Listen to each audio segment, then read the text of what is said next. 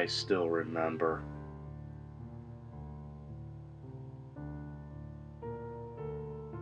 Samantha Brewer, or Sam as she liked to be called, was a young girl that had many goals and aspirations. She was a 21-year-old college student who worked at a grocery store. She was very fun and sarcastic, just an all-around good person to be around.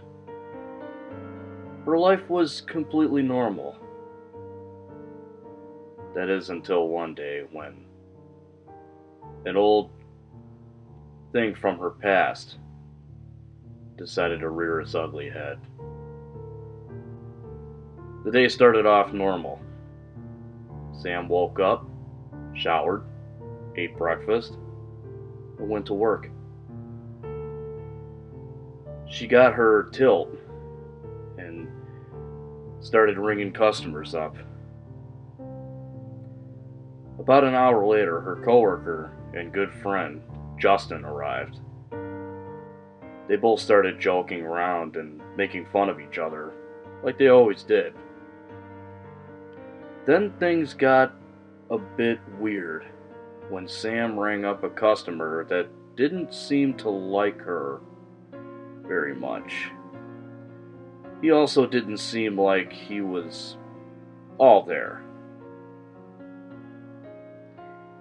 He didn't have a lot of patience, and he constantly insulted Sam, saying that he didn't like her years ago and he doesn't like her now.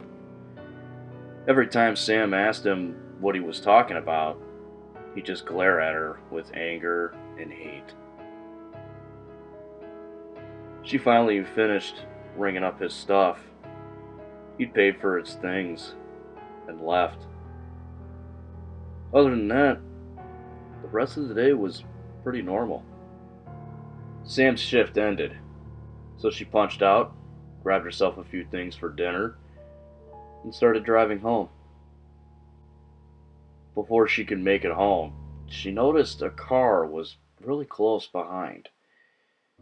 At first, it didn't bother her, but then she noticed that no matter where she went, where she turned, the same car was behind her. This, of course, made Sam very nervous. In an attempt to lose the person behind her, she started heading toward a police station near her house. The person behind her drove off before she could actually make it. After that, Sam went home.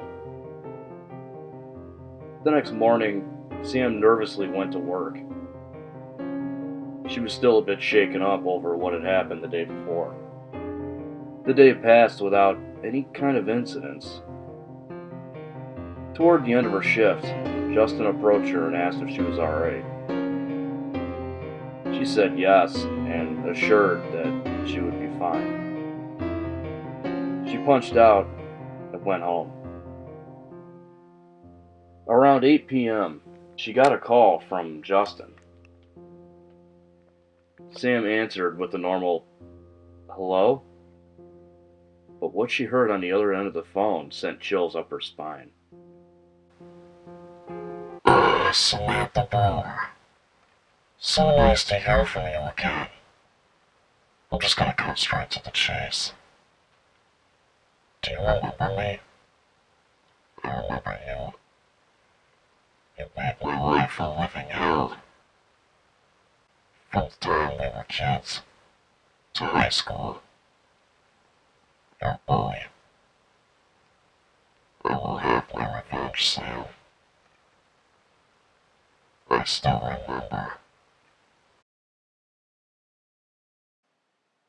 The man hung up before Sam could respond.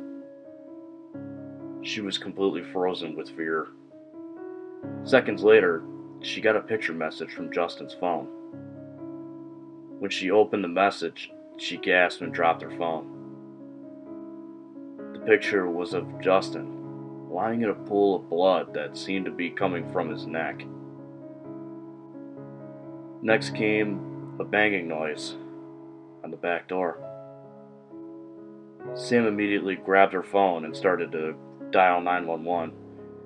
Before they could answer, she was knocked out from behind.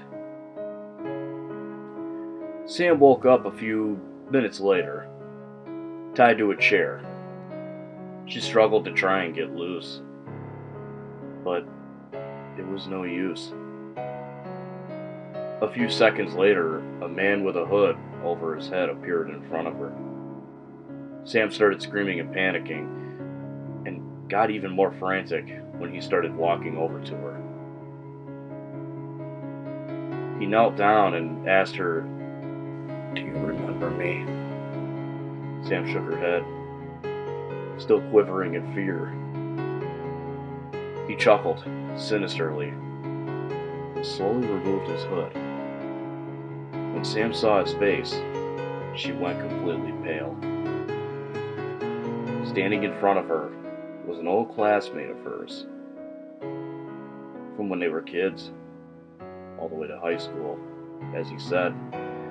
Sam quickly remembered that she used to bully him real bad, even in high school. She spoke his name, Randy, to which he responded by laughing uncontrollably. Sam started to quiver with fear even more than she already was. Then Randy knelt down to her, where she noticed that he had a shiner and looked as though he had been beat up. When she asked about it, Randy just said, "Your friend was quite a fighter." Randy started stroking a knife across Sam's face. Sam sat in fear, knowing that she was going to die. Randy, however, wanted to do something she never did, as he put it. To her surprise, he started to cut her ropes, but he only cut them slightly, to where she would still have to struggle to get loose. He looked her dead in the eye and said, "You see, I'm a fair man. I, unlike you, like to give people a chance to escape their torment. I gave your bastard friend that chance, and he decided to try and fight. It was the last mistake he would ever make. So I'm doing the same to you." Randy put the knife away and cracked his knuckles. Sam started to struggle again in an attempt to get out, but her attempt was interrupted when Randy started punching her. She eventually was able to break free from the chair, and rather than run away, she threw the chair at Randy, which knocked him over and caused his knife to slide on the floor. Sam darted for it, but Randy grabbed her ankle, causing her to fall over. Randy got on top of her and started strangling her. Sam started to fade out as she reached for the knife. Randy's grip became tighter and tighter. Sam was seconds away from completely suffocating. Sam managed to grab the knife, and without any hesitation, she drove it right into Randy's head, instantly killing him. Sam limped up the stairs to find her phone, and when she did, she called the police. Randy's body was found and put in a body bag, while Sam was taken to the hospital. After getting her statement, Randy's death was ruled in self-defense, and Sam would not be charged. After Sam was released from the hospital, she decided to move to California and go back to school to be a therapist.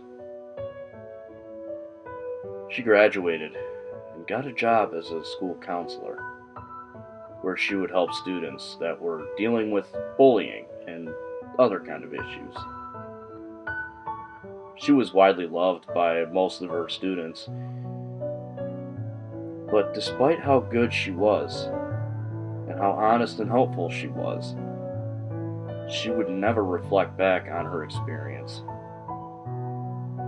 Not even to help the most depressed student. Although she would never reflect on it,